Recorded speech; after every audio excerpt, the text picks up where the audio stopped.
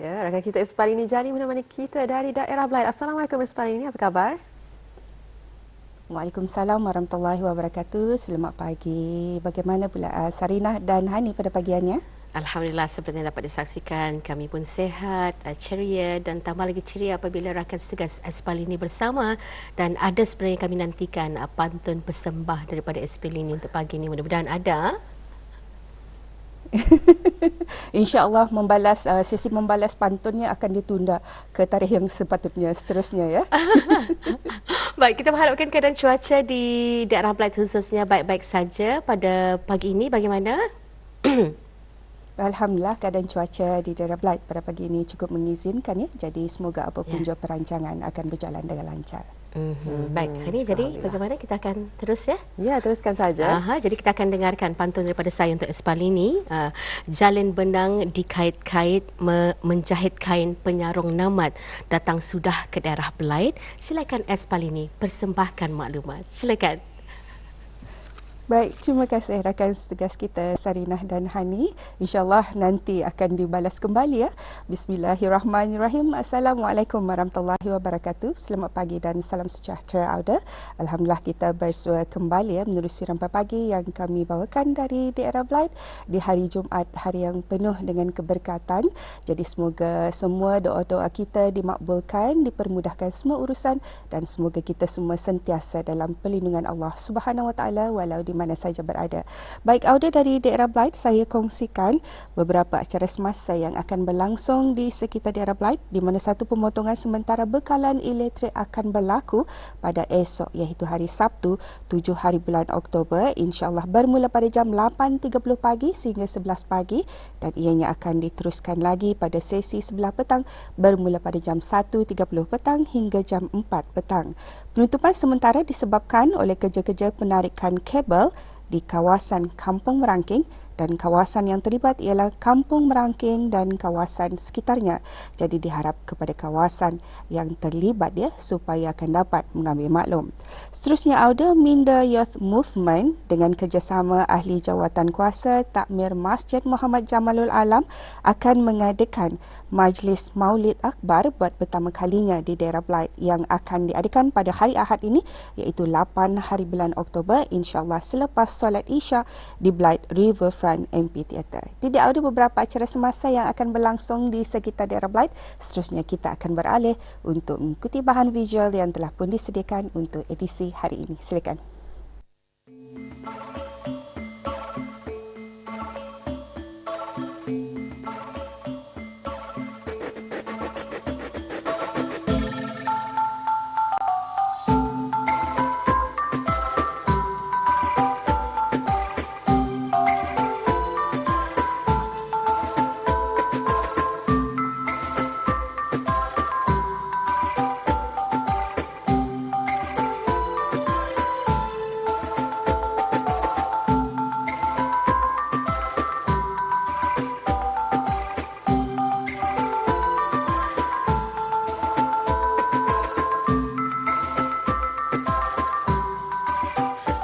Anyaman adalah merupakan seni tradisi berbagai masyarakat dan puak. Menganyam bermaksud menjaring atau menyilang bahan-bahan daripada tumbuhan untuk dijadikan rumpun yang kuat dan boleh dianyam seperti lidi, akar, bilah, pandan, rotan, mengkuang dan sebagainya untuk dikeringkan. Bercakap mengenai anyaman ini, Pusat Belia Daerah Belait dengan kerjasama Pusat Pembangunan Belia telah menganjurkan kursus anyaman bakul yang mana kursus ini diadakan selama 3 hari dari sesi pengenalan pembikinan anyaman sehingga terbentuk menjadi bakul yang diajar oleh tenaga pengajar yang berpengalaman. Kursus ini telah diadakan di Mini Dewan Pusat Belia Kuala Belait.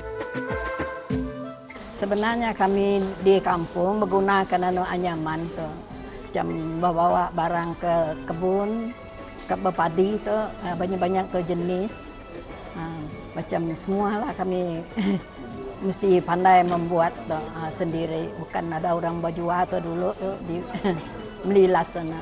Nah, kami pakai rutan, bambu, mengkuang, untuk tikar, bamban, tikar, macam untuk bakul tu rutan. Aku ni bidang nyaman pun ada tenunan macam karap, macam tenun, macam kumbuk, macam orang Malaysia kita lihat tu. Pandai semua. Aku pun pernah jadi mengajar anak buah di kampung dulu. Kira tahun 80-an tu. Yang memang benar boleh dilupakan itulah kalau orang mau belajar kami memang sudi membuat apa-apa orang mau. Macam mana buah kampung pun kami dah ajar. Macam mana saya sendiri pun saya ajar. Orang lain macam orang ada datang ke rumah minta ajar, ada bergrup, ada berkumpulan. Macam di sini, pusat belia pun manggil kami mengajarkan. Rindu lihat orang semua suka minat bidang dalam anyaman tu. Kami harap orang mengembangkan anyaman ini ke mana-mana pun terus menerus orang berjaya.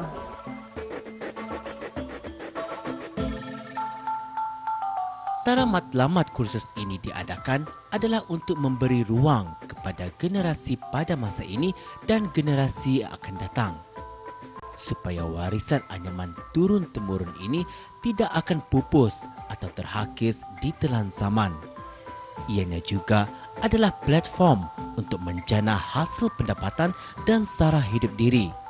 Ini juga untuk mencari pelapis dalam usaha untuk tidak terlalu berharap kepada warga asing.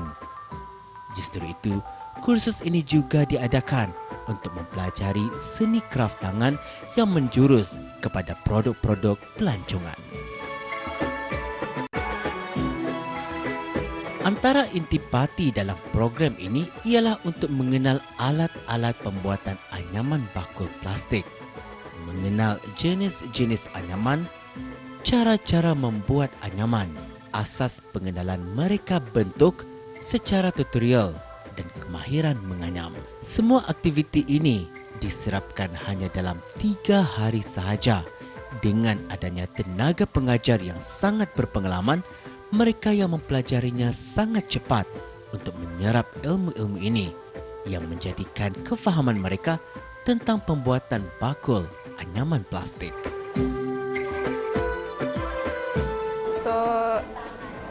Basically jarang kan dapat course yang percuma macam ni lah, and course satu pun macam interesting and also kan mengisi masa lapang lah sama kawanku. Alhamdulillah tenaga pengajarnya sangat berpengalaman dan tidak lokek mencurahkan ilmu mereka.